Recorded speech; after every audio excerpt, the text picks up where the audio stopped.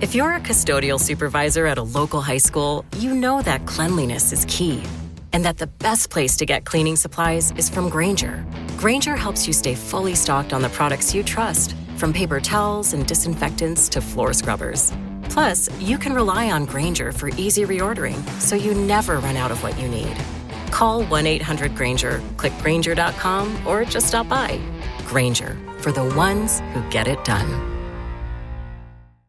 If you're a podcast host, listen up, this one's for you. My name is Allie Jackson. I'm the host of Finding Mr. Height, a dating and relationship podcast that I've been doing for 4 years now, sharing my positive and practical approach to dating that's built on my own life experience. And I wanted to share another experience that I've had, my secret behind monetizing my show. It's called Red Circle, and I was just telling my colleague about how much I love their platform. With Red Circle, not only am I getting a seamless hosting experience, but I also love the support I receive in ad sales. It's not just typical ad sales either. It's targeted opportunities based on my show and my life. And the platform is super simple. You just set your preferences and Red Circle matches you with sponsors that align with your show. You can vet every opportunity and their platform gives you great analytics. More recently too, my Red Circle team has brought me opportunities outside of my podcast on social media to really augment the podcast partnerships, bring them full circle. I just can't recommend them enough. If you want to give it a try, go to redcircle.com to get your free trial. That's redcircle.com for a free trial. What's up, Buffalo Fanatics? Josh Allen here. Just wanted to say, go Bills. What's up, people? It's your boy Rico back at it again, yet again. Back on the Buffalo Fanatics' Rico Report. Appreciate y'all tuning in. As always showing love, even in the offseason. I know some of y'all, grab the blanket, you know what I'm saying, and hibernate for the offseason. But we can't do that as content creators, man. We got to keep it pushing. But what is there to talk about, Rico? Lots, right?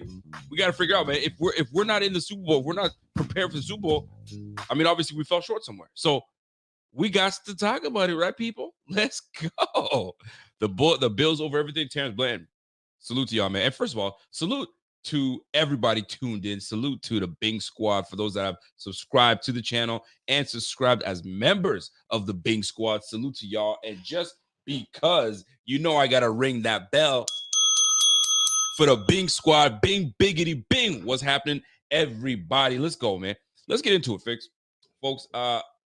Top priorities for these Bills. I mean, listen, I can sit here and fluff things all over the place and try to buy time. Ain't no time to buy, right? We just got to get right into it. And if you look at this roster, you look at what we need to do.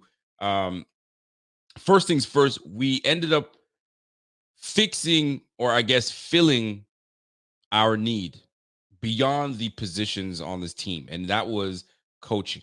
And the thing that I loved what we did with this coaching staff is that we retained our talent, right? It used to be back in the day, the Bills didn't retain shit. You know what they did? Anytime that they'd produce any type of talent, whether it was in coaching, whether it was in players, they'd develop these players to let them walk because we didn't want to pay them. We felt that we could always rebuild in the draft, but it never worked out for us until we started to get back our own players. And it really started with Doug Whaley. Doug Whaley was like, yo, I'm not in the business of letting these players go. We got to start paying. And the big one was when we brought in Mario Williams, paid that brother $100 million. We're like, damn, so okay, the Bills are spending money, right? And then we had Marcel Darius. We had to pay Marcel. And then we started kind of retaining our own, which was great because that was something the Bills never used to do. So fast forward to right now, that's what we've been doing, right? We kind of, guys that have produced, guys that are doing what they're supposed to do, we retain them. Teron Johnson coming back to the crew, right? Jordan Poyer, right? Got himself a contract to come back, right? So there were so many things. And Micah Hyde, when he got his contract, we normally, the Bills would just let these boys walk. Like, it pained me. It pained me seeing a lot of these guys walk, man. Like, name the player that you could go ahead and say, why did we let that guy walk, right? So a lot of times it's crazy. Now that we're in an era where it's about developing and keeping your players, you got to do it. You got to do it. So I like Whaley. I know y'all, Whaley, I ain't going to hate on Doug Whaley because he started that trend to bring back our players, right? Like, you got to start paying. Buffalo's not a destination that you like, I'm ready to go to Buck. Let's keep it a buck, people. Ain't nobody trying to, that's their first place to go because they just love the city. You know what I'm saying? It's football first, and then you fall in love with the city afterwards. But you gotta be brought there first. So we had to pay up. Now we've got a little something going. People are kind of looking at, okay, well, hold on now. I see a lot of players out there doing their thing, having some success, and they got a damn starting quarterback out there that's killing it. Franchise quarterback, let's go. So it's nice that we retain things, retain players, and retain people. And the one thing that I really love what we did was we said, Joe Brady, you took the interim coach after we let go of Ken Dorsey, which has now got an OC job with the Browns. And side note, I know that brother's still feeling a little salty. I know he is, because they asked him, hey, bro. And I mean, I'd feel the same way too, to be honest with you. That I get fired mid-season, and my my successor comes in and has success, and now they're telling me, hey, so what was it that went wrong in Buffalo, and why'd you get fired and all that stuff? Yo, I'm ready to move on. I'm ready to move on. And I read a piece that mentioned something to the nature of Deshaun Watson doesn't turn the ball over like Josh Allen does, right? He created an MVP in Cam Newton, and Cam Newton was a turnover machine too. Because if you looked at, I think there was some of the Cam had like 4 or 5 seasons of over 10 interceptions, right? 10 turnovers, right? So then Deshaun Watson, I think, has only had like 1 season of over 10 interceptions. So they're trying to say that Ken Dorsey will pretty much rein in and pretty much get the most out of Deshaun Watson. So we're going to be watching what the Browns do and what Ken Dorsey does. And I know he's a little salty, but it is what it is. But what I do love about this transition is that we went from Ken Dorsey to Joe Brady that was able to utilize things that Ken Dorsey wasn't, right? So that's what got this offense moving along. And what is he? 30, I don't even think he's 35, Joe Brady. So Joe Brady, young and up and coming OC, we say, you know what? You're retained. You're going to stay with the squad, and you're going to move as Josh Allen moves. And Josh Allen seems to like what he's got in our guy, Joe Brady. And then what we do, we double back around and say, hey, Bobby Babbage, come on down, bro. So Bobby, just turned 40, and he's going to be running the defense. So, and you go from a defensive coordinator, now he is, from a safeties coach and linebackers coach. And any position he's gone through, he's developed these players to play at their peak. I mean, look at what Micah Hyde. He goes first year, he goes with the safety. Micah Hyde becomes a Pro Bowler. And then Jordan Poyer and Micah Hyde, one of the best 2 safeties in the game at the time. Now they're a little long in the tooth, but the best 2 safeties in the game they're both playing at all pro level. So kudos to Bobby Babbage. So what does he do? He comes to the linebacker squad. What does he do? He gets Matt Milano as an all-pro player. Fam, Terrell Bernard was having a killer season to begin the season. So when you get those 2 boys back, it's going to be amazing. And the fact that Bobby Babbage is now going to be running the whole squad, bro, that's an upgrade. That's a big upgrade. So big time, big things are being done with the coaching staff. So priority number 1 was getting this coaching staff intact and getting them young and getting them right in where they're supposed to be, right? And leading this young team. So that's huge. That was part number 1, and they nailed that. Good job, Brandon Beane. Good job, Sean McDermott. You got those 2 positions taken care of. And then you bring in, then you promote, obviously, Al Holcomb gets the promotion as well. So big shout out to the squad and what they're doing. So that's number 1, right? Out the books. Number 2, we got to figure out what we're going to do at that receiver position. All right, let's keep it a buck.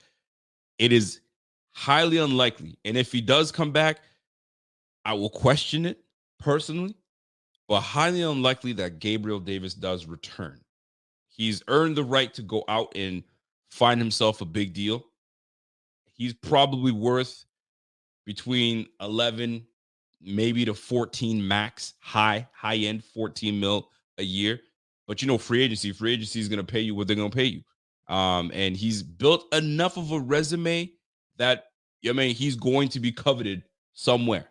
He's going to be coveted somewhere. If the team retains him, which I highly doubt, I'd be disappointed personally, because we're just running it right back. But that skill set, I think we need to upgrade from that skill set from Gabe Davis. Not that Gabe Davis is a terrible player, because he's not. He's absolutely not. But I'm looking forward to potentially, seeing what this Bills team is going to do. So I'd love to see an upgrade from there. Obviously, you got the draft that's just around the corner, not too far from here. And then there's going to be a whole lot of free agent receivers that you can take a look at. There's going to be a whole lot of them. So that I'm looking forward to. And let's not forget, we already have one marinating on our sidelines right now. So we may not even go any further. We have Justin Shorter that had a whole year to obviously, I mean, he didn't get the playing time that we would have loved because obviously he was on the injured reserve. But we have a whole 5th round draft pick, 6'4", 220, that's ready to go. And Justin Shorter, that's got the speed, that's got the size, he's got all the things that you would covet in a receiver. So let's not sleep on Justin Shorter. I mean, I told you, I mean, some folks tried to roast my ass when I said that he gives me Terrell Owens movements. Because if you watch the way he runs his routes and breaks and stops and the way he runs and moves, and bro, he gives me T.O. vibes, right? The vibes of the way he moves. Now, whether that translate on the field, we're about to find out in year 2 and how that goes. Are you saying he's going to be a Hall of Fame receiver? Man, shut your ass up. Like, I'm saying he's going to be a Hall of Fame receiver when we haven't even seen the guy play on the field. But his movements give me that. So you bring in a second-year player in Justin Shorter that I'm sure that's going to be motivated, that's going to be like, listen, I'm ready to go. Like, I had a whole year to watch and see how things are done. You pair him with Khalil Shakir, you know what I'm saying? You pair him with Dalton Kincaid, you pair him with Stephon Diggs, we may not have to go any further, right? But I'd still like to add one more piece. And let's not forget, we just brought in we signed a futures contract with KJ Osborne. Pure speed from KJ Osborne. So now we can move on from, and I personally, I'm all for it. If we bring Deontay Hardy back, I'd be like, what are we doing? What are we doing, folks? So you got KJ Osborne that can come in and give you that speed element. Now, whether he stays healthy, that's a whole nother ballgame. Move on from Hardy, you say $4.5 million, and then you jump in with KJ Osborne. Like, I say KJ Osborne, I keep saying KJ Hamler. I apologize. Golly. KJ Hamler, you got some speed right there. Now, he's not the biggest. He's about my size. You know what I'm saying? About 5'9", 5'10". About that size, but he can run. That brother can run. So we'll see how this receiver room plays out, but that is what we have on the roster now. We just need that one more piece to come in and not only compete, but like, you got to have competition. You can't just come in, like, nothing worse than when everything's already set in stone. So there's really no competition. It's just trying to hone in on your skills. No, you got to bring that competition so it brings the best out of everybody on that squad. You know, my man's is already number 1. Diggs is number 1, so anybody can be pushing Diggs, but that number 2 spot, you need competition at that number 2 spot. You need to. So you got to bring somebody in. You got to let Justin Shorter battle it out, and then get some free agents in there, and then we'll see how it plays out. Then you got to draft your receiver. So for me, you got to look for that number 2 receiver and where we decide to go with it. So I'm looking at the free agents that are around. It's really cool to talk about Mike Evans, but Mike Evans, he's going to be priced out. I think he's going to be too priced out for us to even bother looking his way. And although it'd be really cool, I can't see Brandon Beane making a splash like that because we learned our lesson with Von Miller, and it's kind of setting us back right now. So for me, I ain't even looking that brother's way. I'm just going to say I'm moving on. Now, Odell Beckham, will he command a bag? I'm sure he's going to try to. He got 50. I think he got 16 mil this year. Does he plan to go back to Baltimore? I can't see him going back to Baltimore because he saw what happened, bro. Like, brother wasn't looking your way, man. Him and Zay, listen, Zay Flowers and him had that connection. There wasn't that much of a connection between, Odell Beckham alongside Lamar Jackson. So potentially, I mean, listen, I wouldn't mind bringing in Odell for a look-see and see if it can work out. I think that'd be great. Good route runner. I think he's 1 year removed from his injury, so he could be going in. But I mean, the one thing that is against him, he's going to be 30? He's 31 right now. He'll be 32. I think we're trying to get younger. We want to get younger at that position. So to me, you could bring in Odell, but it ain't looking that great. Then you got Curtis Samuel, 27 years of age. You got Tyler Boyd, that's 29. Cedric Wilson, Kedrick Bourne will be a nice receiver, is quick. But I want that number 2. I want that, strong number 2. And when you look at what is out there, other than what I just mentioned, the top 2 guys, obviously, there's going to be some cap casualties along the way. So we'll have to be paying attention to that. T. Higgins is available, but he's going to command the bag as well. Michael Pittman Jr. is going to command the bag. He may go back to Indianapolis. Can't see that happening at 26 years of age.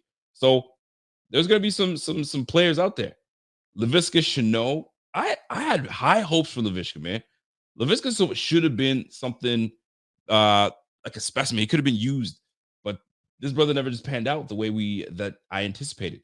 Van Jefferson would be an interesting one, but he's more of a slot receiver. I think this is where our guy Khalil Shakir has kind of earned the right to take that slot position. But I mean, there's so many routes that we can go. But the receiver position is something that we can't ignore. We at least have to be looking to draft. Obviously, we have to. The question is, where do we draft? Are we looking at late rounds? Are we looking early rounds? We'll see. But something that we want to take notice of, that's for sure. I got a comment coming in from my man Mitch. Says, yo, George Pickens, Deontay Johnson, who are some disgruntled receivers looking to play with Josh Allen? Let me tell you something. I'm so glad you mentioned that, bro. So I'm not normally a guy, like if I dream about like stupid shit where someone's chasing me and I'm trying to fight somebody off. There's normally some of my dreams, man. They're always trying to get at your boy. You know what I'm saying? I'm trying to fight people off and my punches are like this. Can't do nothing. But I finally had like a football dream just a couple days ago, which was crazy. And in the dream, I scoffed at it because it seemed like it was the norm. But then, you know what I'm saying? I wake up and do whatever, and you know what I mean, I'm reading through my stuff, and I was like, yo, you know who I dreamt was on the squad? I don't know if I put it into existence, great. But we had Stephon Diggs and we had Deontay Johnson. We had Deontay Johnson on our squad. Yo, and I scoffed at it like it wasn't a big deal. I was like, okay, yeah, we got Deontay Johnson, we got Stephon Diggs, Kincaid, and you know, we should be all right for next year. I was like, what? So I'm like, I go back to think about, yo, that's a legit dream. Having Deontay Johnson next to Kincaid, next to Khalil Shakir, bro, and that speed, fam. So I might have to kind of put that out into the existence and listen, knock on the door of the Steelers and be like, yo, are you trying to, you know what I mean, move on from Deontay Johnson? Like, what are we talking about here? What you looking for? You need something from us? What you want? Take your pick. What you need on? I'll tell you who's available and I'll tell you who's not. If you're looking for a draft pick, I'll send you a 5th, 6th. What you got? So I'd love to see a Deontay Johnson on the Bills. Now, obviously it's wishful thinking, clearly, but it's never impossible. It's never impossible. But I don't know if you guys have ever had dreams like that. Obviously, you guys have, but most of my dreams are like I'm chasing somebody, I'm doing whatever. Like I'm a night worker, right? So I just woke up, and I'll tell you right now, the dream I just had was I was on what my black ass is doing on a sailboat. Couldn't tell you because I would not be on the damn water. But I was on one of those things where you gotta like pump your legs. It's like a single person on it, and you gotta pump your legs, and it allows you to go over the water. So I'm doing one of them things, and there's a shark right next to me and trying to get up on my and I'm trying to push it down with my hand. Never would I do that in the first place. I'm trying to push it down. I was like, yo, let me wake my ass up before I get taken down by a mini jaws next to me. Crazy. How we end up talking about these, how I end up talking about this dream right now with y'all is crazy. But anyway, let me get back to what we talk about here. So the Bills receiver room, we gotta, you know what I'm saying? Just tweak it just a little because we have the nucleus. We got ourselves a number 1 tight end, and I'm so glad we got Kincaid. We have ourselves a number 1 receiver. Let's cut the BS. He's a number 1 receiver. We got ourselves a slot receiver, and it's looking like he's going to break out in year 3. I can't wait for it. You just need that complementary number 2 piece on the side. Is it Justin Shorter? Is it going to be a draft pick? Is it someone that comes out of nowhere and really shows out? Because, I mean, we have, Shavers on our squad right now? Shavers could really be some good things, man. And then the draft alone, Worthy, right? Was it we got Worthy, and then you got Xavier Leggett. Like, there are some receivers out there. We're definitely going to be drafting. Question is, where do we draft? So the number 2 spot is something that we should all be kind of peering and paying attention to, see how that all plays out. Sam H.S. Diggs is not a bad contract. The fact that we got Diggs haters in the fan base pissed me off. I don't think anybody's. I think it's a frustrating. We touch on the Diggs situation because, I mean, you already know what it is, man. Like, his contract is his contract, whether they do something about it or not. which I highly doubt. It's just what it is. But here we are. But what I will say this, Diggs, Kincaid, you know what I'm saying, and the rest we can fill out, and I think we definitely will with alongside obviously our guy, Mr. Khalil Shakir. So we'll see. The number 2 spot to me is one of the big priorities for going into this offseason. Establish who our receiver 2 is going to be alongside the pieces that we have. We're back into, we're always going to be in contention with Josh Allen, but we're back into business. Back in business. All right. That's number 1. Number 2, excuse me, because number 1 was we filled our offensive coordinator and defensive coordinator positions, and with young guys that know this roster, that knows this team. So number 2, let's fill out the receiver role, right? Number 3, let's figure out the back end of this defense. It's clear we can't have both Jordan Poyer and Micah Hyde back. We just can't. I'd be disappointed if we did that. I'd be disappointed. But I know that Brandon Beal was like, there's not going to be much of a splash. We might, try to bring back guys, and it might be, running it back again, if you will. But I'm not really interested in that. Hold on. I'm not really interested in bringing those 2 guys back, not because I don't like them, because I like Micah Hyde and I love Jordan Poyer. I really do. But you can't bring those 2 brothers back, man. So I'm looking at this back end, and we got to figure what we're going to do with the cornerback position. That's number 1. So Trey White, figure that part out.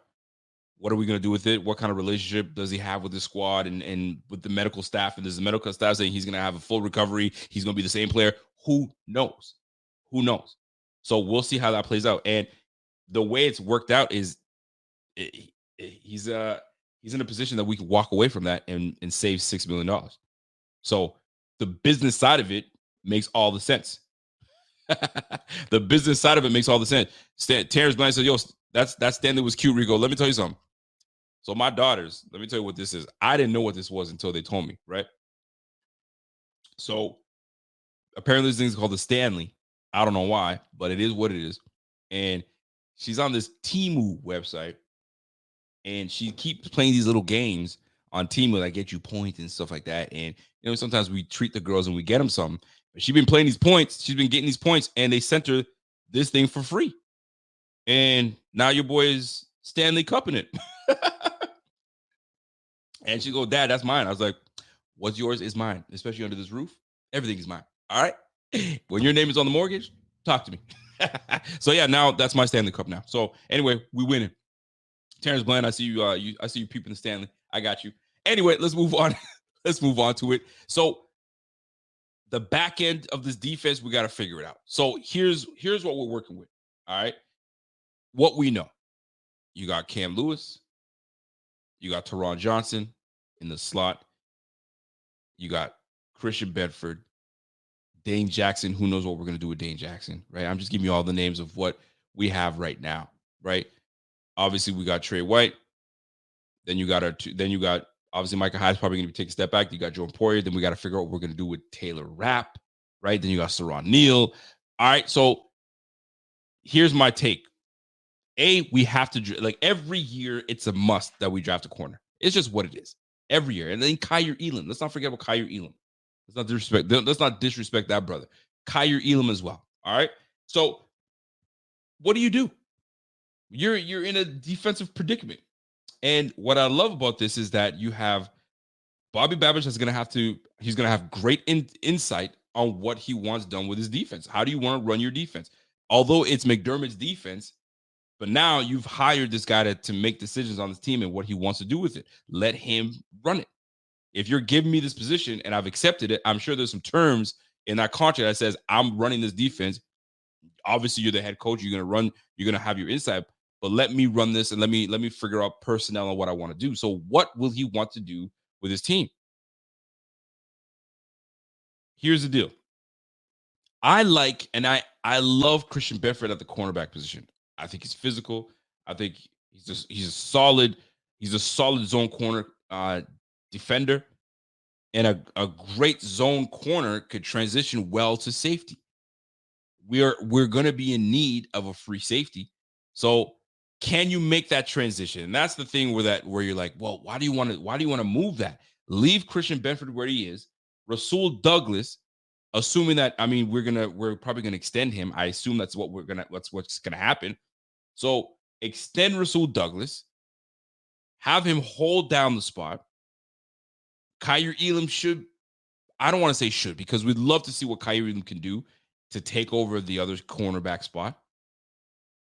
Christian Benford moves to safety, free safety. Now you have Jordan Poyer and Taylor Rapp, because I'd bring back Taylor Rapp. So now if you wanted to go with Jordan Poyer and Christian Benford, and then Taylor Rapp becomes the in-the-box safety, let's do it. I like the in-the-box safety look.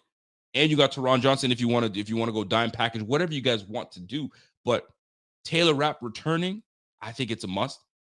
Maybe transitioning Christian Benford to safety. I know there was conversation, or there was an article or two out there potentially saying that he was taking some looks at safety. So if that was true, I wouldn't mind seeing that transition, right? Maybe they drafted him knowing that, we're going to start you off a corner and we'll move you to safety. That's what we did with Aaron Williams. Aaron Williams came in as a corner, and then we transitioned him to safety, and he was doing quite well at safety until that obvious injury, right? So Benford safety, but I like him at corner though. So maybe we have Rasul Douglas and Benford at your two cornerback spots, and then we work from there. I don't know, man. I don't know. But then now you're looking for a safety in the draft. So I'm also on board with that. But then I'm like, okay, let's take a look at free agent safeties, free safeties. Oh no, you know what? Let me go to safety. Let me just go safety altogether. Free agent safeties in free agency that we could potentially look at. So Buda Baker at 28 is going to be a free agent, and he's in his last year in his contract. So like, could they end up bringing him back? I could probably see them bringing him back. Micah Hyde, obviously, I can't see him coming back. I really can't. He's 33 years of age. You know what I mean? So if we do bring him back, it's going to be on a measly deal. Could he come back? But then are we hurting the defense by having that? I don't know. I'm not sure if I like that route. I'm not sure I like that route, but I love Micah Hyde. Don't get me wrong, right? Chauncey Gardner-Johnson, 26 years of age. Chances are he may go back to Detroit, or he's looking for a huge deal. I don't know if we're ready to pay big money like that. Jordan Whitehead from the Jets would be a nice addition. I'm looking at some of the guys that are available. I got Jalen Mills, 29. Maybe he's up there. Kareem Jackson, 36. Ain't no way. I was just looking at some of the safeties that are going to be out there. Xavier McKinney's going to be out there. Kyle Duggar is a free agent. So here's the big one with Kyle Duggar. So that was a name that the Bills were associated with when he was in the draft class just 4 years ago, give or take. So he becomes available. Do they bring him back? Do the Bills look at him? What kind of deal is he looking for? His market value right now. His market value is $16.5 million. Golly, we ain't doing that. Can't see us doing that unless we move some things around. Antoine Winfield Jr., I can't see them letting go of this brother, and he's going to be accounted for a lot of money. Taylor Rapp right now, I got to bring him back. And right now, Taylor Rapp's, his value right now is at $5.5 million. You got to bring that brother back. You got to bring him back. I can't see why not. And he's only 25 years old. Bring that brother back and see what we can do, right? But there's some talent out there. There's some talent out there, and plus, let's not forget we got the draft that we're going to look forward to as well. So the options are infinite. But we just got to make sure that we get the right nucleus together. So where do we go? What do we do with Kyer Elam? There's so many questions that I hope McDermott and Babbage put their head together. Will they? I mean, you got to give an opportunity to Babbage and McDermott to try to see what they can do with Kyer Elam. And if Trey White is not retained, you got to slide him in and then move Benford over. I mean, that just only makes sense. I can't see it being the other way around. So we'll see. But that's the one thing that we need to do is just figure out the back end. I'd love to have Taylor Rapp back and bring him back so we can have that option of having that in the box safety if we need to, that give a different look, still be competitive if, you know what I mean, we have a run heavy team and we want to still cover ourselves on the back end with Milano and Terrell Bernard. So we should be all right. We should be all right. Joshua Richardson says, I like Geno Stone from the Ravens. Well, before we get into Geno Stone, there's some names that I have right now. Actually, there's one name that I'm heavily paying attention to coming out of this draft. So we'll go from there. David Reed says, you need to look on the clearance rack, Rico. Bills ain't got no money. Yo, you're not wrong, bro. But Taylor Rapp is definitely in the price range. Because, once we save money, I've done myself, but I've seen some scenarios where the Bills can get up into the 20 mil mark. Once we make some certain adjustments, restructures, and so on and so forth, we can get back into 20 mil.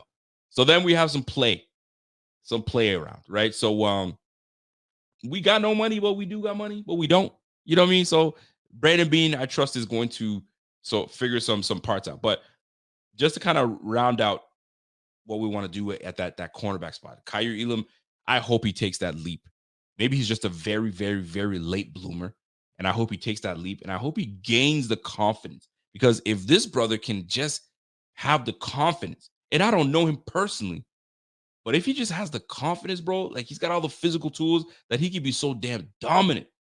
But his confidence, at least to my opinion, and what I've seen on screen, has been shot. You know what I'm saying? And then he gained his confidence with that playoff interception. That was massive, right? Undercuts the corner, the safety, the receiver in the end zone. Boom, interception. Like, you love to see it. You love to see it. So something that we should be very much paying attention to, and I'm really hoping that Kaiir Elam takes that giant leap and that giant step and says, okay, I'm taking cornerback 1. I was drafting in round 1. I'm gonna give you back your return on your investment. Let me show you what I got. I'm hoping. That's what I'm hoping for. And then Rasul Douglas, obviously, I hope he returns, and I can't see him not returning. I can't see them dropping him either. So I think he returns, and then now you got to figure out Christian Bedford, what do you do with him? Dane Jackson. So there's some things that we're gonna figure out. But one thing's for sure, bring back Taylor Rapp for sure, and then we can look at that free safety position. If it's not going to be Christian Bedford, and then we look to the draft and fill that need. But that's something we definitely will need to do. Free agency, we got no money for that, man. I see that the Buda Bakers and the Chauncey Gardner-Johnsons, we just don't got the money for it. We broke. We broke. So we'll see how it's all going to play out. LSU, Bama, South Carolina, they got studs. Yo, there's some studs everywhere. There are some studs everywhere. So we're going to see what we have in them. Let me see. Laura said Kaiir, I haven't seen it yet, except for that interception. Girl, we are waiting. We are waiting for Kaiir. The thing is that Kair's shown us, he's shown us some promise. Like, he's got promise. He's shown us some promise. He's shown us that he can play in this league. It's just that, you have to have such thick skin as a corner, because you will get beat multiple times. But in those moments, I hope you're taking lessons while you get beat, because then it's a chess match, right? He said that receiver's setting you up all game long for him to hit you with the okie doke. So if he's hitting you with slants all day, you know what I'm saying? And now you're ready to bite on that slant, and all of a sudden they call a sluggo, and you hit that with the sluggo, and he tries to bite, you're gone. So you're just gonna have to be patient. You're gonna have to know, you be in the film room, you're gonna have to know your opponent on what he likes to run, what the quarterback likes to hit him on. There's so much that goes into, obviously these film studies and what these players go through. So it'll be fun this offseason. But I'm just glad that we have Babbage. I'm glad that we have McDermott that's going to put their heads together, and we're going to try to figure something out. But you know damn well they're going to draft a corner. They're going to draft a corner. You just know it. So we'll have to go off of how they go off at this free agency. If they bring no one in free agency, then you know damn well they're going for the draft. You know it. You know what's happening. So that's what I'm looking at, that for us to fill our needs on the back end. All right. John Herring said roll with Benford and Douglas. You roll with Benford and Douglas. Cool. Have Kaiir as the next man up at cornerback spot. Dane Jackson walks. They let Dane Jackson go figure things out, or we bring Dane Jackson coming back. So then we have two, you know what I'm saying, corners that we can slide in there. Shoot. All right, then. And then Trey White, obviously, we know Trey White is gone, but what if they bring Trey White back? What if they trust in Trey White and they don't save the $6 million? They don't have the heart to do it. And now, dude, you got to figure things around. We'll see. We'll see. Nirvana says, "Yo, let Dame walk, man. He's out of here. Let him walk. Let him go figure some things out." And that's probably the route they're going to take. All right. So let's go to number 4. Number 4, yet again, we got to get the pass rush. I know everybody's sick of it. Yo, every year we hit up the pass rush. We go for a defensive end, and we always. Sorry, folks. This is a quarterback-driven league. And in order to affect the quarterback, you've got to put pressure on the quarterback. How you put pressure on the quarterback, you rush the quarterback. And that's exactly what we need. We need to be able to rush the passer. Obviously, contractually, and the way it's set up and the way that, things shake, Von Miller is returning. And barring something, like something happens, if it's legal with this legal thing and that gives us a way to get out of it, he returns. All right. Does he return to the player he was from last year? I doubt it. If he does, bonus. Big time bonus. Then you have, obviously, Greg Rousseau that's going for him, going to his 4th year. Going into his 4th year, so we're going to find out how that plays out. AJ Epinesa. What do you do with AJ Epinesa? Do you let AJ Epinesa walk? Was he young enough talent for you to bring him back? Do you want to bring him back? There's so much that stands in the way of trying to get things to happen. So let's see how that works. So there's just so many things that we'll have to try to figure out in this regard. So that being said, let's look at this defensive. I'm looking at the free agency for the defensive line, and let's see what is out there. Let me see here. Give me one moment. Try to figure something out for y'all. So Leonard Williams, obviously Chris Jones is. If Chris Jones, he's obviously going to return to the Kansas City Chiefs. His market value is $28.4 million. $28.4 million. Oh my gosh, man. So what they're trying to say is this. I mean, right now he's making 19.5, right? So 19.5 is what he's making right now. So stack another 10 mil on that, and that's what you're going to get. So his market value, they're saying he's going to get 3 years, 85 mil, 85.4 mil with an average salary of 28.4. My goodness. He's rated as the number 2 defensive tackle in the game, right? Obviously, Aaron Donald being number 1. Nick and then you got TJ Watt. That's a big time player as well. God, that's insane, people. That's absolutely insane. Listen, 31 million is what Aaron Donald is actually making right now. So I guess it's not that insane as I thought. But Chris Jones is going to anticipate a lot of money. Whoever goes to get that, brother, good luck, right? That's a lot of money to one player. In the defensive, what is he? 29 years old. He's going to be 30. Whew. That's a lot of money, boy. That's another money. So Carl Lawson, DJ Reader. I'm looking at Yannick Ngakoue is obviously going to be in trying to get some money on this there. Fletcher Cox, defensive tackle, but 33. Can't see us bring them in. We're trying to get younger. At the end of the day, we're trying to get younger. So we'll see how and where this all plays out. That's where we're at this point. So let's see how it all plays out. Let me see here. Click that up here. All right. So where do you guys see us with the defensive line? Are we good? Do you like where we're at? Do you see us trying to bring back? I mean, some of the guys we had, like Leonard Floyd, I'd love to bring back Leonard Floyd. Problem is, he's going to be asking for some money. We brought him in. Well, we got a steal at bringing him in at like 9 mil. I think we got him for like 10 or 9 mil, something of that nature. So what do we do with our guy now? You got to bring him back. I can't see us not bringing him back. You got to bring that brother back. So for me, Leonard Floyd has got to be one of the guys that we bring back for sure. Pair him with Greg Rousseau, pair him alongside obviously Von Miller, and then we go from there. But defensive tackle, listen, there's this guy that I've been paying attention to. What's his name? Where's my video? I put a video of him here. What is his name? DeAndre Swift, not DeAndre Swift. Montrez. What's that brother's name, man? I grabbed the clip. He was in the Senior Bowl. He was absolutely dominant, and he let me see where he's at here.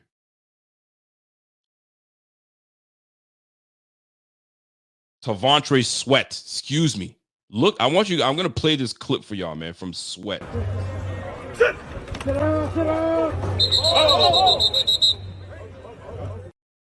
Oh my goodness. This boy from Texas, Longhorn, if for some reason he falls, I think it was like Mel Kiper had him slated as a mock draft to the Bills. You put him alongside Ed Oliver with the year Ed Oliver had. You bring back DaQuan Jones. Holy smokes. Now that would make a brother happy. That would make a whole lot of us happy. Ted Washington 2.0. Man, he's a load, bro. Mountain man indeed. He's a big boy. So if we somehow, thank you guys. You guys were like, you guys got me. You guys got me. I knew it was like a Tavante something or whatever. So Tavondre Sweat. Bro, I haven't dug deep into the draft yet. You know what I'm saying? Because we have free agency and the Super Bowl is there. So I want to try to enjoy Super Bowl before I really start diving deep into these prospects. But man, that dude has been popping up on my screen. He's been popping up on my mentions. Listen, this Tavontre Sweat, 6'3", 360? That's a big boy. So you put that brother next to Ed Oliver, bro, that solves a lot of the issues that we'll have. I mean, the run game was solid. We could obviously take care of the run game a little bit more, but man, do I like what I see from Tavontre Sweat. Now, could he fall all the way down to 28? Everybody needs a pass rush. Everybody needs a big boy, but maybe we get lucky enough that he falls to us, because a lot of these type of picks always fall to teams like the Eagles, or it falls to the Ravens. The Ravens always get these picks that just fall to them. You're like, how did that player get to that team? So maybe we end up being in that position where that brother just falls to the Bills and we're like, yo, we can't miss. Grab him, put him right next to Ed Oliver. Let's bring back DaQuan Jones. Hey, DaQuan, you trying to come back? Heck yeah. All right, let's try to figure something out. But that Sweat boy, you a problem. 360, and it's a clean 360. Bro, I saw the size of that brother, man. And he's young, so he's only going to, tighten up and get lean and off. That's, if he could play like 340, 345, 350, and still maintain that strength, that's a big problem, man. That's a big problem. So we like it, man. John Harris says, stop using high round picks on defense. It falls apart in the playoffs anyway. Get Josh Allen weapons. But here's the thing, John Harris, I respect that comment, really, because that's why I said, guess what? We got to go defense again at the pass rush and draft another one.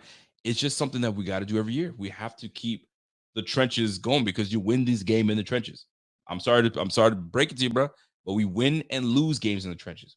That's how it works. Like we got in the last game we just played, we lost in the trenches, right? The teams were just putting pressure on Josh, and Josh was getting off his mark. And at the end of the day, we didn't get enough pressure on Pat Mahomes at all, right? Neither quarterback was sacked. So we needed to address that part in that game. But nonetheless, I know what you're saying. But get Josh weapons. Josh, he's got a tight end. He's got a number one receiver. He's got James Cook in the back end, right? He's got Khalil Shakir. So who knows what we get from Justin Shorter. So we're going to get a receiver, but you don't have to go for a receiver in the first round. You don't. There's a mantra of receivers that are there. So like, get in weapons. Where else do you want to get in weapons? So that's the thing. It's easy to say, get Josh weapons, but let's look at the roster. He's not missing that much. It's just that we didn't execute. We just didn't execute. And we're going to get these guys that are going to be a little better on more experience. Obviously, the O-line, you got obviously Osiris Torrance is going to get more experience. So he's going to be shoring up that line alongside our right tackle. So like Spencer Brown, we're going to be all right. We're going to be all right. You just got to add like maybe a piece or two to the offense. But the trenches is where we really need to affect it. We really do. Because I mean, if you look at the center, we got Deion Dawkins. He ain't going nowhere. They're probably going to extend him. I can't guarantee you that, but there's a chance we're going to extend him. Then you got McGovern. They like McGovern. He had a solid year. He's making a lot of money, though. I'm not going to lie. Right? Mitch Morse, rookie, Cyrus Torrance, Spencer Brown. That's not a bad line. And that's one of the best lines in the game all year. So, like, you trying to shuffle things around there? No. Receiver room, probably add another receiver, maybe 2. Bob's your uncle. That's what you need. And you obviously have some more notes that I'm going to put down. But yeah, that's what you need. You don't really need to go too much on the offensive side. It's all about the trenches, affecting the other team, because we already know what we got. And we got Joe Brady on top of that. We'll be all right, man. We'll be all right. So affecting the pass rush, we definitely need to get there. And I mean, I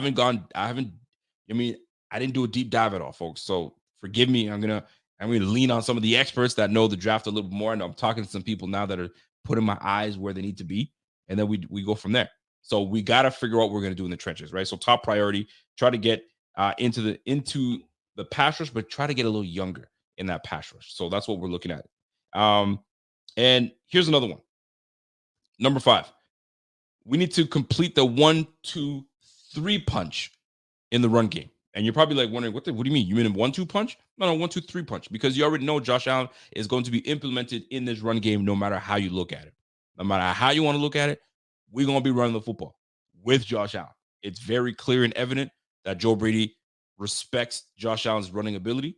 It's clear that he loves James Cook and using James Cook in the run game, which we love. We love to see it. We saw an uptick in his touches per game. So you're going to see way more James Cook going into 3rd year. I hope he puts a little bit of weight on in the offseason, but in the 3rd year, we should be all right. So, well, Rico, why'd you say 1-2-3 punch? Well, because we need to add that other back that can take the pressure off of both James Cook. James Cook, we already know he can run inside. He's not a bruiser back, but he can run inside. And he can also, obviously, he's effective on the outside and catching the football. We already know that. But what are you going to do at that running back position? Bro, I saw a running back. Now, I don't know where this brother's going to go. Buffalo Fanatics, what's going on? This is Pierre the Kingpin. And I wanted to talk to you today about Cigars International, which is the ultimate destination for premium homemade cigars. Known as the industry leader, Cigars International offers the largest selection, unbeatable prices, and a customer service experience that's second to none. Whether you're new to cigars or a seasoned vet, Cigars International makes enjoying cigars easy, approachable, and fun. Cigars International is the go-to retailer for all things cigars, with the biggest selection of premium homemade cigars available anywhere. Cigars International offers unbeatable deals and discounts, making it easy to stock up on your favorite or try something new without breaking the bank.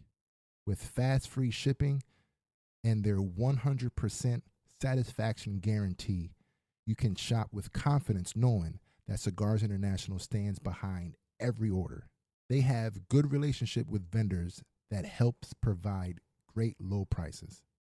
Whether you're new to cigars or a seasoned pro, Cigars International makes it easy to find the right cigar with helpful guides, staff reviews, and expert advice.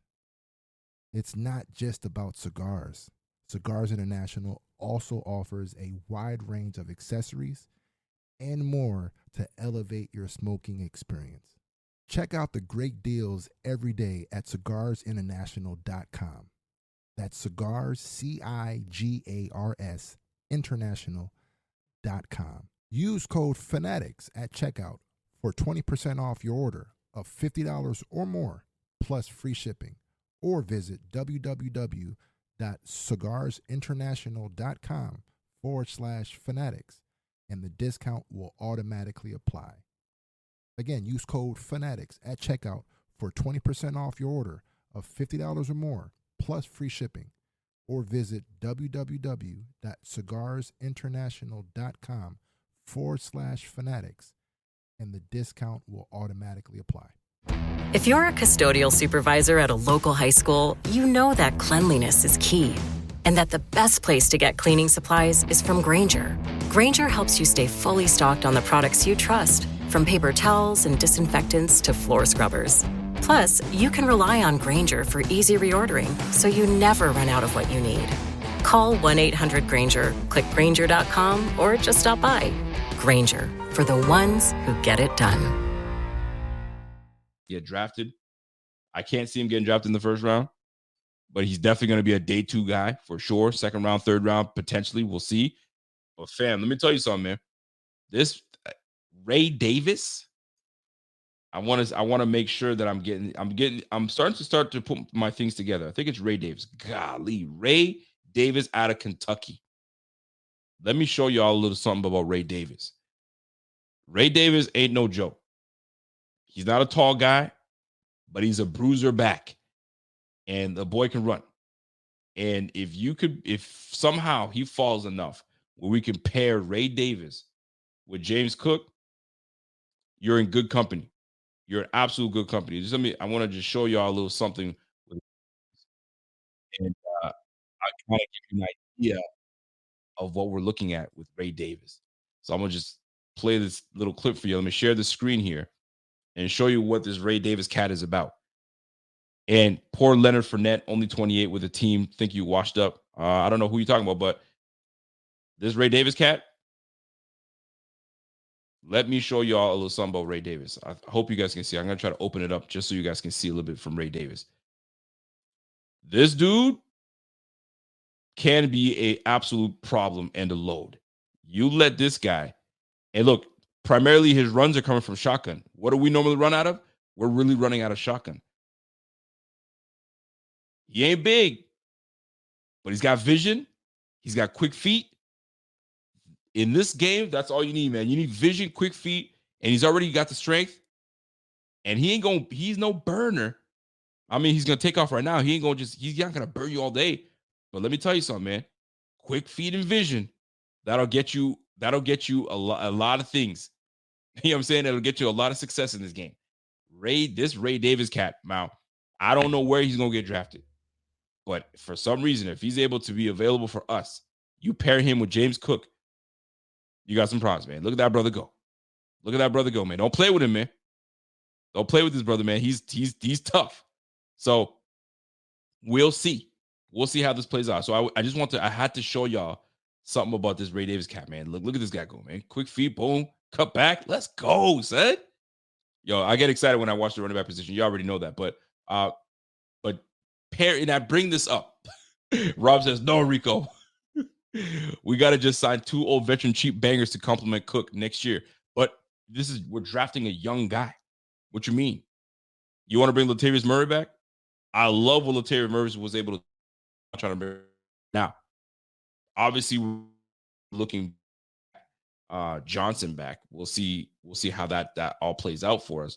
But man, this brother right here would be something different. Would be something different for us. So a guy like that would work, is what I'm saying. So that was obviously someone that I was looking at. I was like, oh shoot, he's nice like that.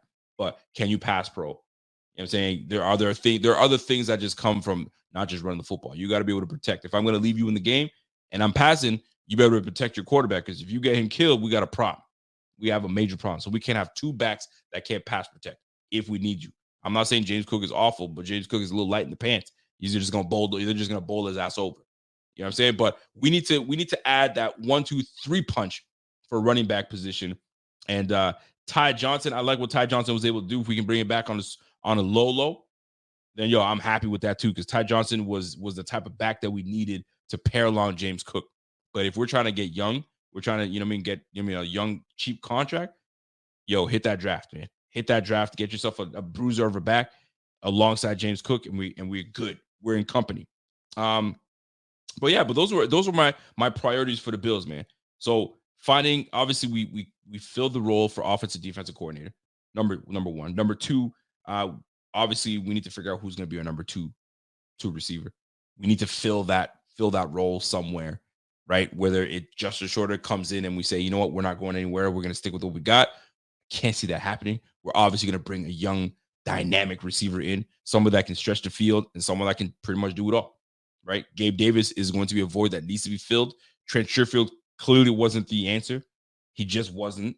Deontay Hardy was not the answer. I saw him with a cryptic tweet saying, I just need an opportunity. Bitch, You did get an opportunity and you didn't make the most of it. That's just what it comes down to, right? So, and those things got to start in practice. I mean, practice. We talk about practice. Yeah, we talk about practice, man.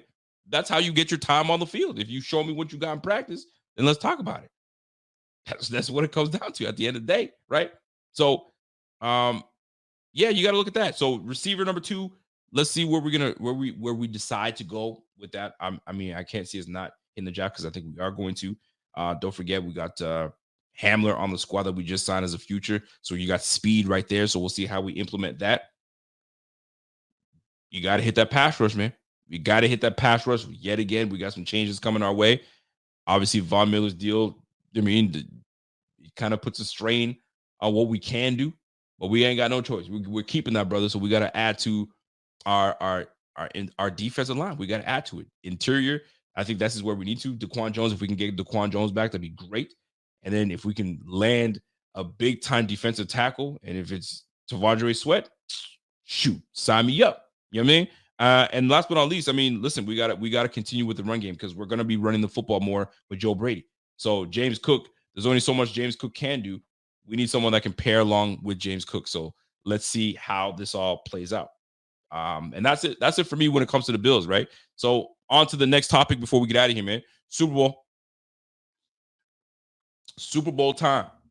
What are we doing? Who do we like for the Super Bowl? Are we liking the Niners? Are we liking the Chiefs? I'm gonna tell you something, man. I'm conflicted with who. I mean, I don't care who wins, but I'm conflicted with who I would want winning this game. To be honest with you, Josh Rich says, "Yo, Rico, we should sign Gus Edwards. His market value is 3.6. Ooh, Gus Edwards, bro. How old is Gus? Because that's the thing. We got to get young too, right? You got to get young. But if he's still got fresh legs, then shoot. I mean, he just came off of a brutal injury last year, but he had a damn good year this year. But Gus Edwards, man, that's a running back that's tough to bring down. Really tough to bring down. Dude, I can't see. Did the team bring Damian Harris back? I can't see that happening either. Damian Harris was supposed to be the 1-2 punch. I thought he was going to take over as RB1. Was I ever wrong on that issue? Couldn't even stay healthy. Crying out loud. Anyway, 28 years old, Gus Edwards. Huh? That would be interesting. That would be very interesting. He looks like a Raven for life type of guy.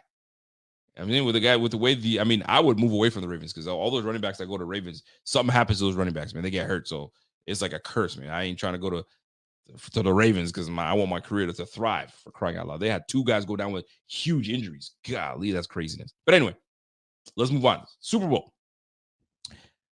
Do I want the Niners to win? In a way, you want it to win because you don't want Pat Mahomes gaining 3 Super Bowls. That's absolutely insane, right?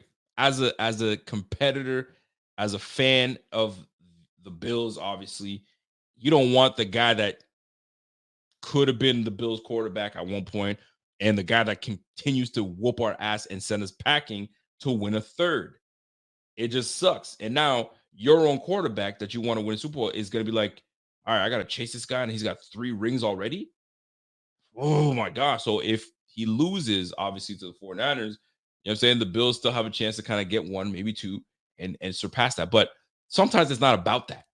You know what I'm saying? Because I mean, look at Peyton Manning, what he's got, 2 Super Bowls, 1 with the Broncos, and I think he got 1 with the Colts. So at the end of the day, it's about winning 1 at least. If you get 1, great. The others, if you get 6, you're just a greedy mother effer, right? I'm just kidding. But you get 6, you're obviously considered one of the greatest, and obviously Tom Brady shows you that. The football fan in me is more like, bro, we're watching greatness. We're watching greatness. So do you want to see, I mean, fanhood aside, do you want to see greatness? Do you want to see Pat Mahomes do great things? And if you're able to witness greatness, I mean, it's like watching LeBron, man. You're watching greatness, right? When I was watching Kobe, I was watching greatness. When people watching Mike Jordan, they're watching greatness. You wanted to see him. All right, shoot, he's going for the 3-peat. Let's go. Shit, he's going for another 3-peat. Let's go. So it all depends on what angle you're coming from. It all depends on what angle you're coming from at the end of the day. What's Rob saying? Rob saying, yo, Rico was at the influential age when my way out came. Hold on. Rico was at the influence influential age when My Way came out. My Way, Usher? What's Rob saying, man? What? I don't know what Rob is trying to tell me, but are you referencing Usher on my hands? I don't know what you're trying to tell me, but all right then. But nonetheless, who do you guys have in this game? Chiefs or Niners? To me, I see the Chiefs winning this one, man. I see the Chiefs winning this one, and the 49ers are going to put a valiant effort up, but I think the Chiefs are just a more superior team. They got a way better quarterback. The defense is just going to do too much to Brock Purdy, and I don't think I'm not saying it's not going to be close, but I think it's going to be a dominant win by the Chiefs. What I think. That team is just good, man. They're just that good. And if you go back to what the 49ers did, you had issues with the Packers, right? And sorry, not the Packers. The Detroit Lions took it to you. They took it to you, and you're nearly, you know what I'm saying, if they didn't decide to get greedy, big problems would have been had your way, right? Was it the Packers? Am I tripping? Yeah, it was the Packers. And the Packers almost took you down too. So, like, you had two challenges with these teams, and now you're going to go face a juggernaut of a team with the Kansas City Chiefs that offensively they've got no problems pushing the football. Spagnuolo's running that defense. Chris Jones is an absolute monster. I don't know, man. I think the Chiefs take this one. I'm not going to say easily, but I think this Chiefs it's not going to be as exciting of a Super Bowl as we think. I think the Chiefs are gonna take this one, and it's just going to be it. Freaking Kelsey, the problem with the Bills. Still think it's rocket science. Need Josh Allen, LB Jaguars. No, they're going to sign that brother back. They're going to sign him back. Spags is the advantage for being able to confuse Purdy. Purdy is a good quarterback, but don't get me wrong. But, that L'Jarius Sneed, like, put him on who you want to put him. Put him on Brandon Ayuk. Fine. Debo and Samuels, they'll handle that, no problem. I think it's going to be the CMC game, but I think they're going to bottle up CMC. So I think it's the Chiefs. The Chiefs are going to win this one handedly, in my opinion. And then we go from there. Do I want the Chiefs to win this one? The competitor side of me is like, I don't want him to get a third one. But I mean, listen, if he's going to get a third one, we're probably watching one of the best quarterbacks to play. He might even surpass Tom Brady the way things are going. You hate it because you want your own quarterback to get one, for crying out loud. But it's just what it is, man. It's just what it is. What's up, Rich? Rich says, Lions are the team, a good team, bro. They are a good team, and they should have won against the freaking Niners. That's the crazy part. And the Niners, they made plays at the end. Two opportunities to hit a field goal. You decide to go for it. It happens. The greed came in. And they kicked in. Kittle is going crazy Sunday. The Chiefs suck at tight ends. Bro, don't fall for that. Let's not fall for that, bro. Don't fall for it. Don't fall for it, JR. I'm telling you, there's big things coming our way with the Chiefs and obviously the Niners, but Travis Kelce's on the other side. And that boy went off the last time he played on the field. You saw what happened. He went off on us. 2 touchdowns, 75 yards. He came off early. The Mahomes is just that good, man. Listen, Walter S. Listen, put your biases aside. Let's see what Walter says. Walter says Mahomes is great. With that said, he's been a complementary piece more than a driving force of this current run. Anything less than elite defenses they had this year, and they're sitting at home. Oh, Walter. I love Walter because Walter always challenges. I love it. I love it, Walter. Don't get me wrong. When you come, I always look forward to seeing what Walter has to say. But he is the driving force. You can't just say Mahomes is great. Because I love that you didn't say but. You said, with that said. You tricky son of a V. With that said, he's been a complimentary piece. There's no way listen, the defense compliments him. He doesn't compliment the defense. Right? The defense has got to keep up with what he does because he will put points on the board. He will. And that's what we need for the Bills, right? We need the Bills to kind of hold their end. And sometimes we fall short and we don't do what we're supposed to do consistently. But Pat Mahomes is that dude, man. He is that dude. He's just special. He's just special. Richard says, I 100% agree with Walter. Listen, that defense is great. It's a good defense, but there are moments where that brother just puts the team on his back and he just wills them, right? A lot of the conversation when we played the Chiefs was, well, we left a minute and 40 seconds on the clock. I saw that so many times. Why did people mention that? Because they were confident that he was just going to march up and score, and we were still going to lose that game. Right? They didn't say, oh, the game's over now. It is what it is. No. They said, you still left time on the clock. So, like, he is the driving force. But I'm not going to fault you because that defense is damn good. L'Jarius Sneed will get paid, and he should get paid as one of the top corners in the game. He is that nice. He absolutely erased Stephon Diggs. Not only this year, but every other time that we played that team, he erased Stephon Diggs. Stephon has a problem with dealing with L'Jarius Sneed. It's crazy. Oh, they were doubling. No, we didn't double his ass. We didn't. We just played ball. That's all we did. We just played ball. So it's definitely tough. So I wanted to look at the Vegas lines for this game. I gotta take a look, see what Vegas is saying and who's gonna do what. One question for you is Christian McCaffrey. Does he get over 100 yards against Kansas City? I'm gonna say yes, he does.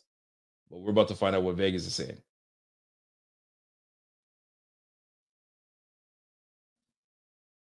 Let's see what Vegas is saying for this upcoming game. So what do you and how are you guys feeling about this game too? I'm curious about this. So here we go. Opening odds. Let me see. Let me pull this up here. Let's see what we got. Let me bring this over here just a little bit. See what we're playing. You know what? Let me just share my screen. So I have my laptop open on the side here. See what happened here. So in that regard, while I try to load this up here, San Fran will prevail. I think so too. I think San Fran. Oh, sorry, I don't think San Fran will prevail. You say San Fran is going to prevail. They got to lean heavily on the run game because that's how they set things up. You got to set it up with my guy Christian McCaffrey, one of the best guys in the game. Chiefs have been average all season, even this playoff run. Mahomes has been serviceable with 1.3 TDs a game and around 225 yards. He's meh. That is the most biased thing I've ever heard. He's meh. Pat Mahomes is meh. 2 Super Bowls under his belt, but he's meh. Fam, did you not see what he did to us? He carved us. He absolutely did carve us. What, he had like 6 incompletions against us? Come on, we can't call him meh. Come on, man. Ronald says he's right. Come on, yo, what are you guys smoking today, man? Pat Mahomes is meh? Bro, take your Bills hats off, folks. You gotta realize Pat Mahomes is nice. He's that guy. He's the best quarterback in the game. He's meh. I've never. Come on, guys. Let's cut it out. Let's not do that. Let's not do that. Don't do that, man. All right, let me see what the man. I can't believe I just. We better than that. I wouldn't go that far to say he's meh. Yeah, Walter, come on now. Don't co-sign what he said. Thank you very much for saying that. The defense was a shell of itself, bro. You know it. Oh, I know. I'm aware. The defense, listen, man, this would have been a different outcome. This would have been a different outcome if obviously our guys were healthy. But it's just that's the way the game is played, man. You get injuries, and these injuries play a part, and it's just what it is, man. Mahomes has Reed. Yes, he does. Yes, he does. And so did Alex Smith. Alex Smith has some success as well. Donovan McNabb had success. He went to a Super Bowl. I mean, that's a good coach. That's a damn good coach for sure. You know what I mean? There's not many Andy Reeds out there. So sometimes you gotta put it out there. Pat Mahomes is a legit number 2 all-time QB. You could definitely you could put that in argument for sure. And he's only what? He's not even 30 yet, folks. He's not even 30. It's crazy. The boy is just meant to throw the football. It's just what it is, man. How is KC scoring tons of points against the Niners, but not the Dolphins or Bills with those defenses? This is nuts to me. It's game plan. You got to game plan it. I mean, that defense does help. It does help to have a defense that helps your defense, that helps your offense, right? Like Walter was saying earlier, it's complementary, but I think that the driving force is obviously Pat Mahomes, but that defense to go alongside with him, that's very nice. It's very nice to have, that's for sure. What elite QB doesn't carve up the Bills defense in the playoffs? Oh, Walter, you're right, though. You're not wrong. I mean, hold on now. I mean, yo, Joe Brady. Yo, the Bengals did carve us up pretty good. I'm not gonna cap. Burrow carved us up pretty good. Obviously, Pat Mahomes does it to us all the time. But I mean, you know what? Skylar Thompson was moving the ball on us. I'm not gonna cap. Skylar Thompson was moving the ball, but the defense in that regard, and I hate to even use this as a defense, but like we didn't know shit about Skylar. So we're like, well, how do we play this guy? How do we defend this dude? We don't know anything about him, right? So I guess you could look at it that way. But I mean, how many elite quarterbacks are in there in this game? I mean, two of them really did it to us, Joe Burrow and Pat Mahomes, but like nobody else really carved us up. So it's just those two guys so far. Those two guys so far. So we'll see how it plays all out. If the 49ers middle linebacker wasn't injured, I would be more comfortable with them winning. He had better stats than Milano when he got injured. Oh, you're talking about Fred Warner? Fred Warner, I mean, I can't see him missing this game. He's going to play. I mean, how bad is he? Is he injured? We'll see. Phillip Rivers carved the Bills. Did he against us? I mean, that was a close game when he was on the Colts. So did he? He made some big plays down the stretch. That's for sure. He did make some big plays. I'm not gonna cap. That is the facts. But this game is gonna be a good one. I mean, in my opinion, I just think that we're going to see a game where the Chiefs are going to show that they're just that better of a team. In my opinion, I think that's what I see happening. And how it's going to play out, we'll see. So right now, the spread right now is they got the 49ers -2. Damn, that line hasn't changed at all. It's been like that consistently. So hey, they got the 49ers winning this game, and that's just going to piss off the Kansas City Chiefs even more. It's gonna piss them off even more, bro. It's just what it is. All right, so let's see what the Patrick Mahomes are saying that he's 259 yards over under. Give me the over. I think he's gonna actually shred these guys for 300 yards. Maybe I'm tripping. Am I tripping? What do you guys think? Pat Mahomes, they got Pat Mahomes at 259. You guys like that over? And then they got Brock Purdy at 243. So I'm going to say under for Brock Purdy at 243. That defense is too good for that. And I'll say 259. I'll take Pat Mahomes for 259. So let's do the first one. Pat Mahomes over under 259 on the 49ers defense. 259. 259.5. Over under. Bill I am.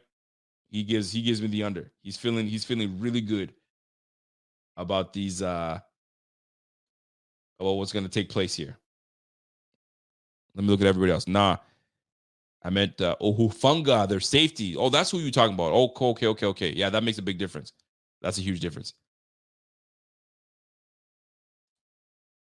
Over Mahomes goes over 300 yards. I agree, Jeremy Bennett. I'm with you. Over 300 yards. I think he goes over 300.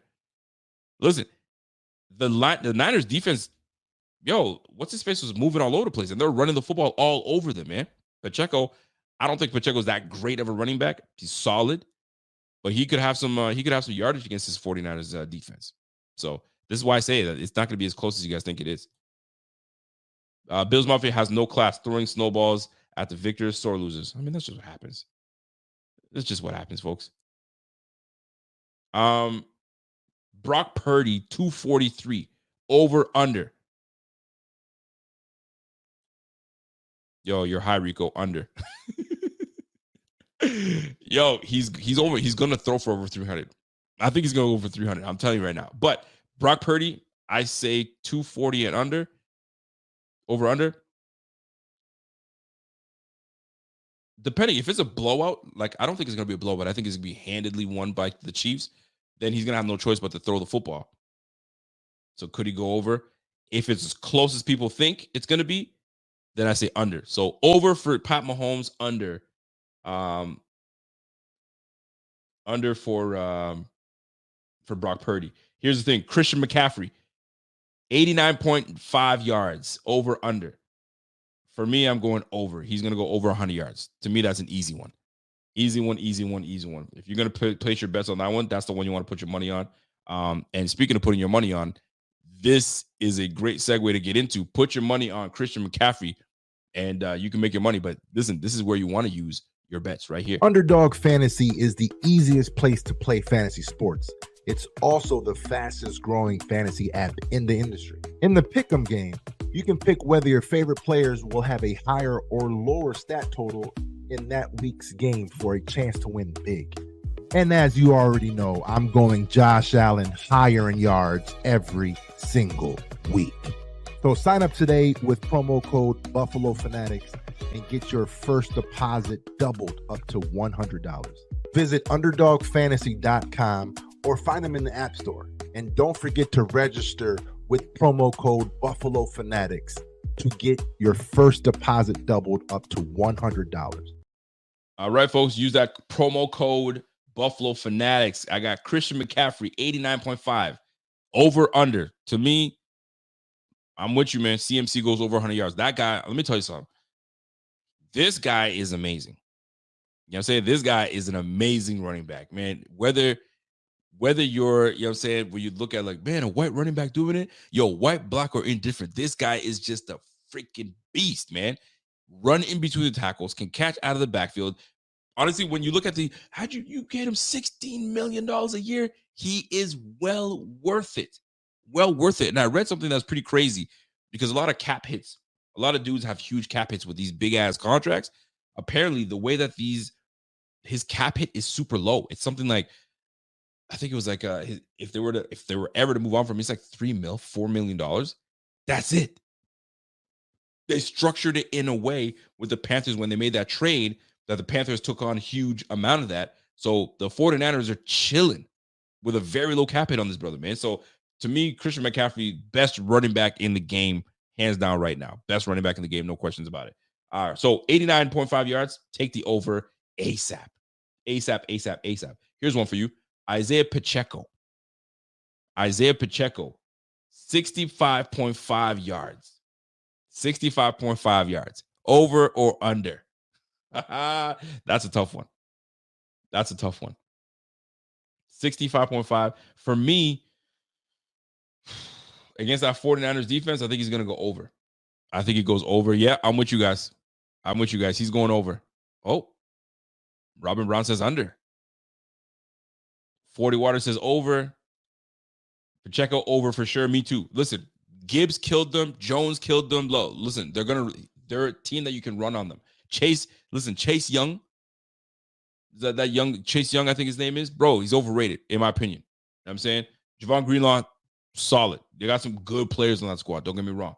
You know what I mean? Got Bosa on that squad, but like they're gonna run over. They're gonna run on this team. They're gonna be able to run on them.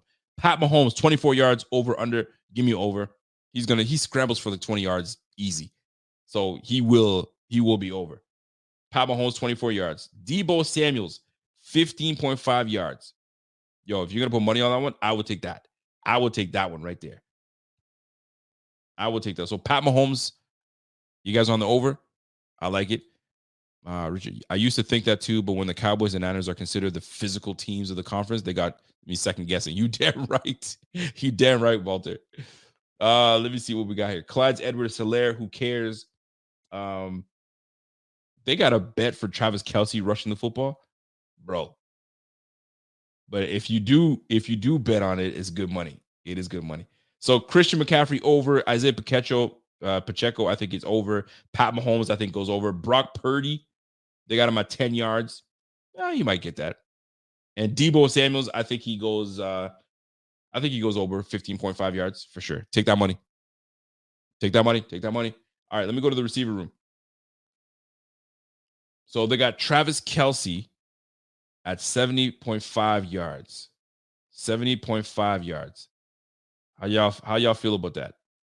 70.5 yards for Travis Kelce. Over or under? Alpha Rob says, hope the game isn't close in the fourth quarter. If it is, San Fran is done. They're getting no calls their way. We'll see. Purdy's been running lately. So Jeremy Bennett, you might take that 10.5 then. They're saying 10.5. So, give him a scramble of like 10 yards, 11, 12 yards. Might get it. Hammer the over, Noah Brown says. 70.5 yards receiving for Travis Kelce. Hammer the over. You guys like that? Kelce under, but we'll get those TDs. What? You think Kelsey goes under? Bro, he's hyped for this game. He is absolutely freaking hyped for this game. So that's a tough one, man. Give me the over, man. You got to go through Travis Kelsey. You got to go through him, man. I think he gets it. It's a tough line, though. It's not as easy as you think. 70 yards, though? Ooh, that's a tough one. I'm going to rethink that one, man. I'm going to rethink that one. Ooh, I got to rethink that. Nah, I'm going to stick with it. I'm going to stick with that, man. I'm going to take that over. Give me Travis Kelsey over. For sure. I'm taking that. Rashee Rice, 65 yards and over. If I say that Josh, you see? If I say Pat Mahomes is going over 300, give me Rashee Rice and Travis Kelsey for over the 65 yards for sure and 70.5. Give me them both. I'm going to take that. Deebo Samuel's 57.4. Oh, that's a tough one. 57.5 yards receiving for Deebo Samuels. Oof, that's tough. And if you look at Deebo's last few games, he hasn't been as effective as we think. Hammer that over, bro. Rice and Kelsey combined for 250. I like that. I like that. Hammer that over. Noah Brown looks like he's a gambler. George Kittle, 47 yards. Give George Kittle more credit than that, man. Give him more credit than that. 47 yards for sure. Listen, I don't really use these terms. Hammer that shit, boy. Hammer that, no problem. Golly. Let's go to the receptions. Travis Kelsey, they're saying that he's going to get 6.5 receptions. So 7 receptions for him. Are y'all in? Hit that over. Travis Kelsey? I'm hitting that.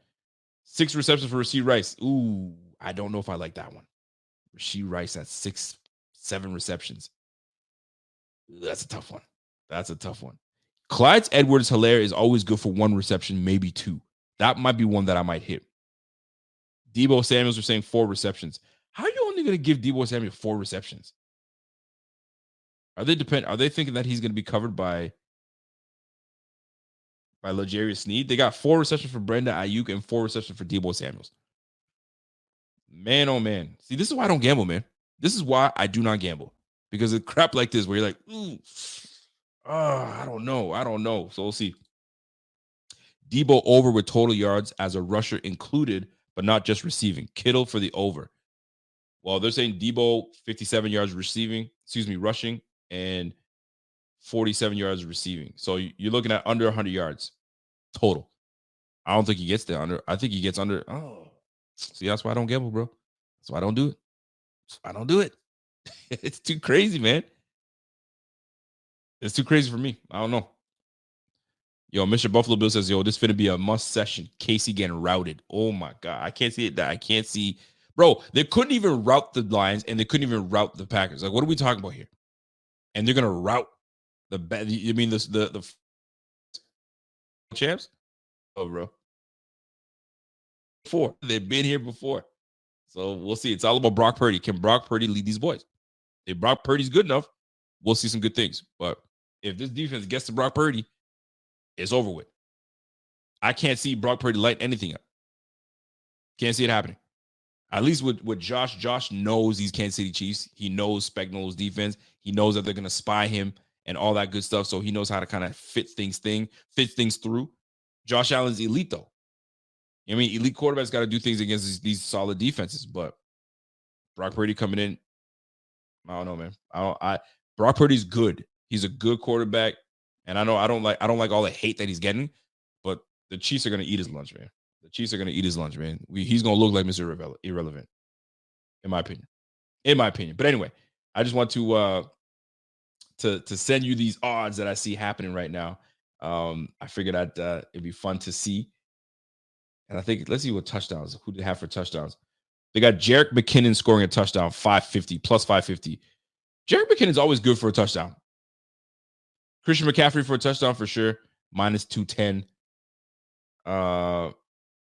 Isaiah Pacheco for a touchdown. You want to get one that's not known to getting a touchdown. Like a Clyde Edwards-Helaire scoring a touchdown. That would be big. You put money on that one. Or Justin Watson getting a touchdown because you know one of these guys, one of these oddballs is going to get a touchdown. Is Kadarius Toney even going to play? Who knows?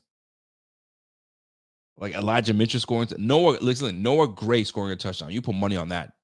You're huge. It's huge. But anyway, yeah, McKinnon scoring a touchdown for sure, bro. He's definitely going to get one, something like that. But anyway, to me, I think the winner on this is going to be, I think the Chiefs win this one. It's just my opinion. I thought the 49ers, I was thinking 49ers, but I think the Chiefs is just that good of a team. I think they're peaking at the right time. And forget about the regular season because it really doesn't matter about regular season. I think we all know that. And when it comes to the playoffs, you gotta get shit done. Get shit done in the playoffs, and that's what the Chiefs do. But you guys don't see it that way. 27-23 San Francisco. Ooh, you guys it's all the way that way. One more story before I get out of here. Travis Kelce is known to I gotta take a sip of this before I get out of here. Travis Kelce, not Travis Kelce. New York Times is donning Travis Kelce's haircut as the Travis Kelce fade. I couldn't roll my eyes hard enough. Travis Kelce, not him. He got nothing to do with that. New York Times and folks that just don't know.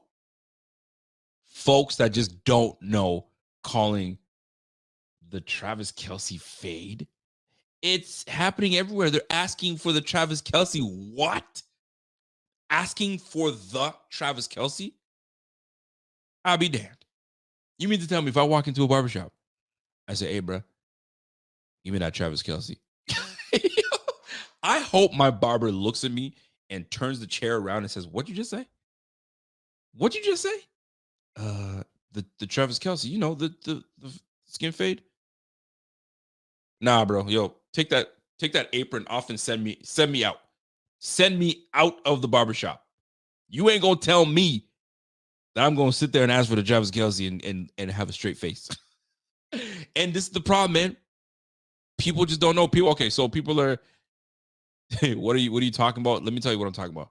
So right now, Travis Kelce's skin fade is the talk of the town because I don't even know where this came from and why it's the talk of the town. He's got a regular ass skin fade, but they're making it a big deal, like it's a signature because the Swifties, I guess, love what he's bringing to the table and what he looks like, and that fade is so smooth, right?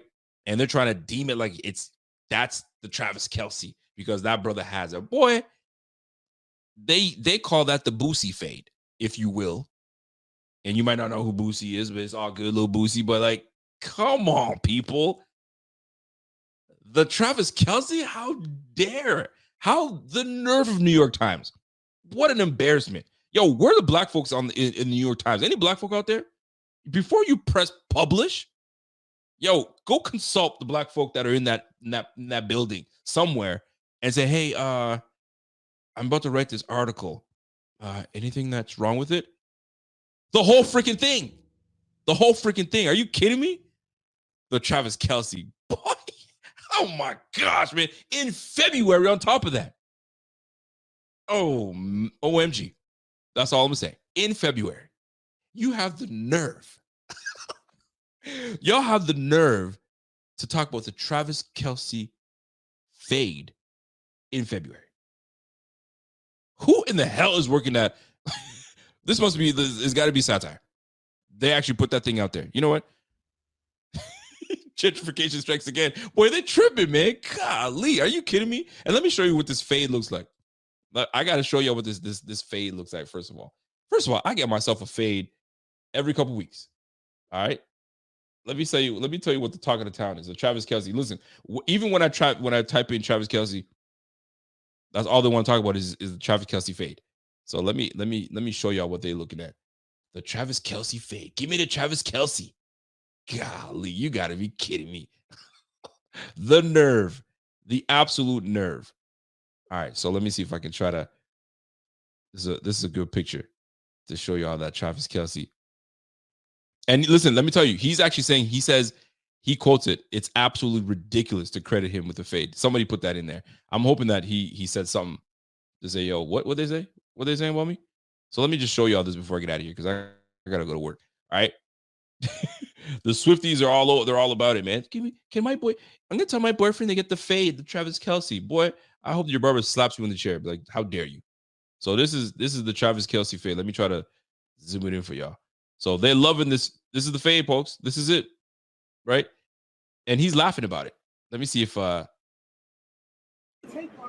it's absolutely ridiculous.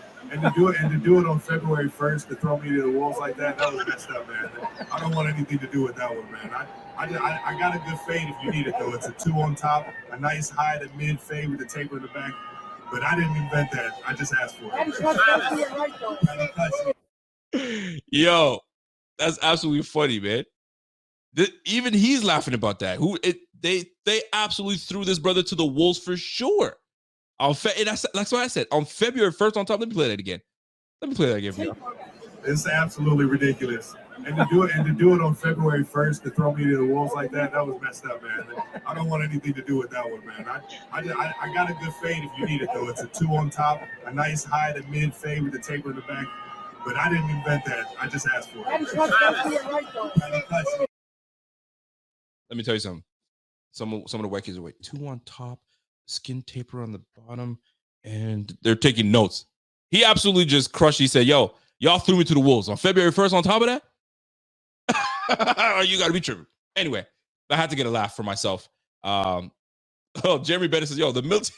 Thank you, Jeremy. The military have been doing that for fade for years. Thank you very much, man. There's a high.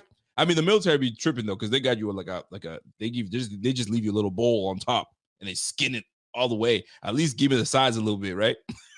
and here's the thing. Laura says, Travis Kelce's previous girlfriends are black. Listen, Travis's girl, his previous girl was a black girl. So she was like, yo, you know what we should do? He probably was doing that before she even met her. But the sister was like, yo, man, just get it high and tight. Just, you know what I mean, do that and you good to go. Jerry Bennett, high and tight. Anyway, that's neither here nor there. Now, it's the fade beard combo. Listen, man, that's like the look. Every white boy that I see come out the barbershop, shit is faded nice fade. Yo, they look nice, man. I don't know what happened, but the haircut that was doing it, like just last year was the part. Remember the part with the line through it? All the white boys were doing that stuff. And that was a clean look. I was like, yo, I can't even front. That's a good look. Now, the fade's coming back. The fade is coming back because of Travis Kelce. Absolutely hilarious. But anyway, I'm gonna let y'all be, man. This is it. This is a wrap for me. You guys have yourself a fantastic evening. I hope you guys enjoy the show. Smash that like if you guys enjoy the show. It's the off season, people, so bear with us. We're trying to, you know what I'm saying, find some things out. And I got to give one more shout out, man. Shout out to my dog, my man Rev. My man Rev is leaving BF. And if you guys didn't know, he's leaving BF. He's gonna go and venture off and do something completely different. Actually, it's related to sports, but more of a faith-based sports and Christianity together. I kind of love it. I don't kind of love it. I love it. So he's gonna step away from doing Bill stuff with Buffalo Fanatics, but he's gonna do his own sports stuff. But it's gonna be it's a combination of sports and faith together, the Christian faith together. And shout out to my dog, man. That's my guy. I can't not give him some love. But he's still gonna be on Twitter. He's still gonna be doing his stuff. He's still gonna come on here and chop it up with us here and there. So it's not like he's like completely out of here. But I love what he's doing. So shout out to my dog. My man Rev. I gave him a heartfelt, man, I love you, bro. Like, I love it. I love what he's doing, but that's my dog, man. For real. That's my dude. So shout out to my man Rev. And we will he's always gonna come on the show anyway. Me and Z-Bot can hold it down, but you already know what it is, man. So you guys have yourself a great evening. We will catch you guys on the flip. Smash that like before you get out of here. And I apologize to those that were trying to super chat and so on and so forth, because I don't know what happened. I don't know what they're doing, man. They're messing with the super chat stuff. So be it. But you know what? It's not always about super chats at all. It's actually not about super chats. It's about putting the content out there. And if you guys love it and you want to interact and you want to donate, that's a whole different ballgame. But you always know it's always appreciated. And by the way, last before I get out of here, shout out to my dog, Don McCooey. I got 99 problems, but selling homes ain't none. I'm telling you right now, man, this is one of the best realtors in the game. In Nova Scotia, if you ever need this is the guy to hit. And if you're a realtor and you got a business and you're trying to make me promote for you, you already know, hit me up. You guys have a great night. It's your boy Rico. Let me get my intro out. And we're going to do it up. So you guys have yourself a special evening. Have a good night. And we'll catch you guys potentially again on Friday. So until next time, it's your boy Rico. And I'm gone. Let's go.